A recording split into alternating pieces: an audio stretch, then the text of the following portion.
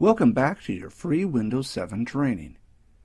In this video, I will be looking at installing Windows 7 using the network. When you are installing Windows 7 to a handful of computers, you're best off using the DVD. If, however, you have a large number of computers, you may want to consider installing from the network. There are many advantages to using a network-based install over the DVD. First, it is easier to customize with a network install. If you add a service pack, drivers, or change a setting, you can change the media directly. Making changes to the DVD means burning a new DVD each time a change is made. Network-based installs scale better than installing from other media types. If you install off a DVD or a USB thumb drive, you need to take the media to the computer you want to install on. Also, if you want to perform multiple installs, you need multiple copies of the DVD or multiple USB flash drives. In order to perform a network install, you can perform one in two ways. The first is via a network share. To do this, you would boot from a network PE boot disk. Windows PE is a CD-based boot disk that replaces the old floppy boot disks. The advantage of this method is that you can create many Windows PE boot disks which will not require updating too often. If you want to make changes to the install media, you simply change the data on the network share.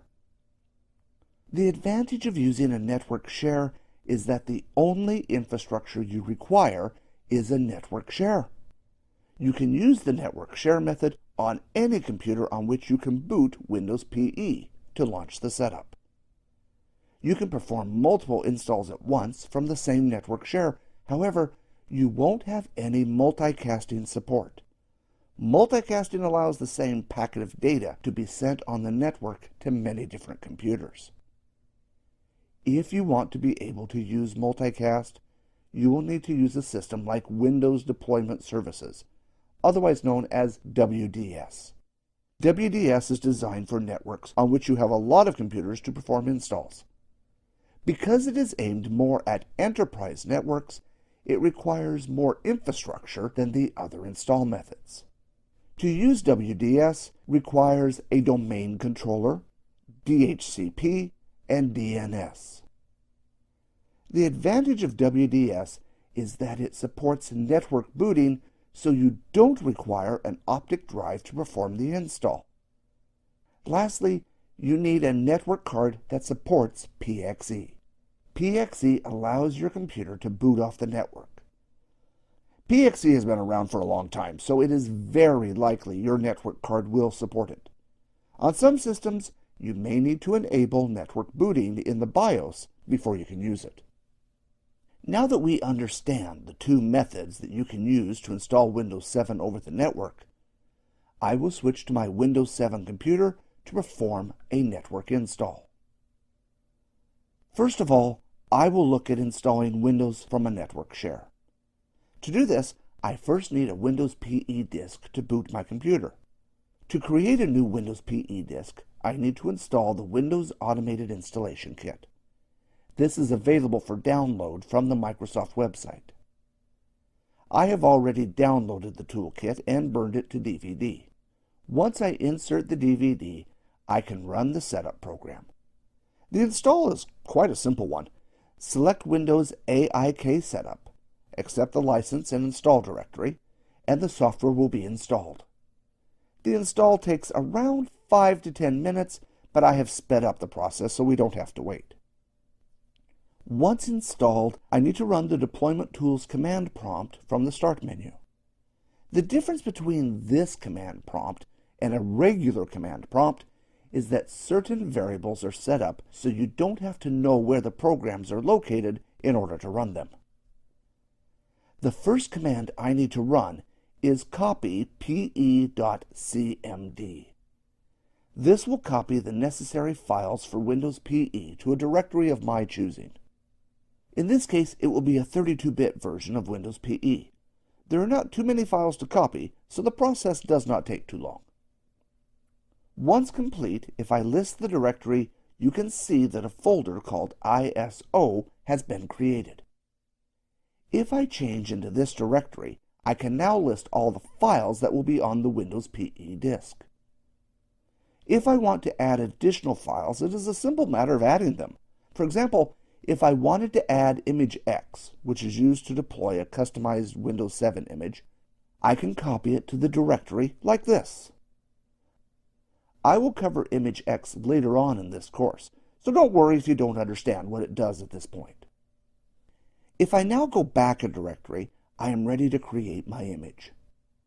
If I create an ISO image now, it will not work. There seems to be a bug in Windows 7 AIK. To get around this, I need to copy the file winpe.wim to the ISO/sources directory with the file name boot.wim. Now that this is done, I'm ready to create my image. To do this, I use the command oscdimg. The command has a number of options.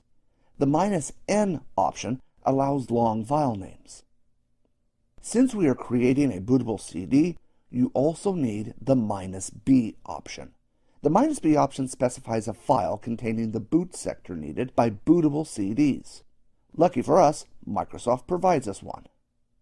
Once I have put in the correct options, all I need to do is enter in the directory containing the source files, which will be the ISO directory and a target file.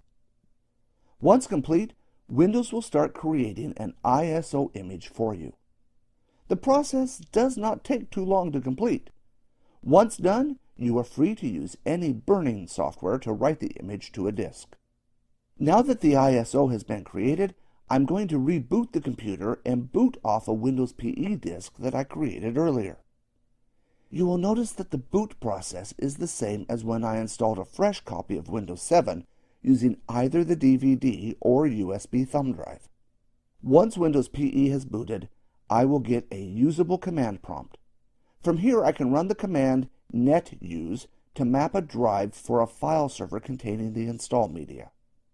In this case, I simply inserted the DVD into a server and shared it. However, if you wanted to make changes to the media, it is simply a matter of copying the contents of the DVD to a directory on your server and share the directory. Now that the drive has been mapped, I can run the setup program. The setup will run exactly the same way as if I had installed it from the DVD. I won't bother going through the setup process, as it is essentially the same as the video I did previously. What I will do, however, is reboot the computer and demonstrate installing Windows 7 using Windows Deployment Services. On this network, I have a WDS server set up. To access WDS, I will switch to my Windows 7 computer and start it up. On this particular computer, I have the option to press F12 to boot from the network. On your computer, the key may be different. If your computer has an integrated network card, you may need to enable network booting inside the BIOS. You will see the computer gets an IP address from the network. It will then prompt you to press F12. Pressing F12 will cause the computer to download Windows PE from the network. The following screens look the same as the other setup methods because whether using the DVD, USB thumb drive, network, or WDS, Windows PE is still loaded to run the setup. Once loaded, the setup menus look a little different but are essentially the same. Once I have chosen the language I want to use and then chosen the country and keyboard, I will then be prompted for a user account with access to the domain. This ensures that the person performing the install has permissions. On the next screen, you can choose which operating system you want to install. I have already added Windows Server 2008 Release 2 and Windows 7 to WDS. This is one of the biggest advantages of WDS, is that you can use it to deploy more than one operating system. Once I select the operating system, I will be taken to the familiar disk management screen of the setup. Once I select a drive, Windows will start installing.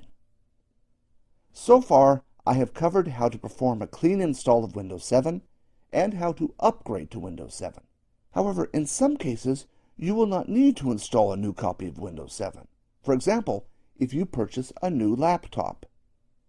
This brings us to the topic of our next video, migrating to Windows 7.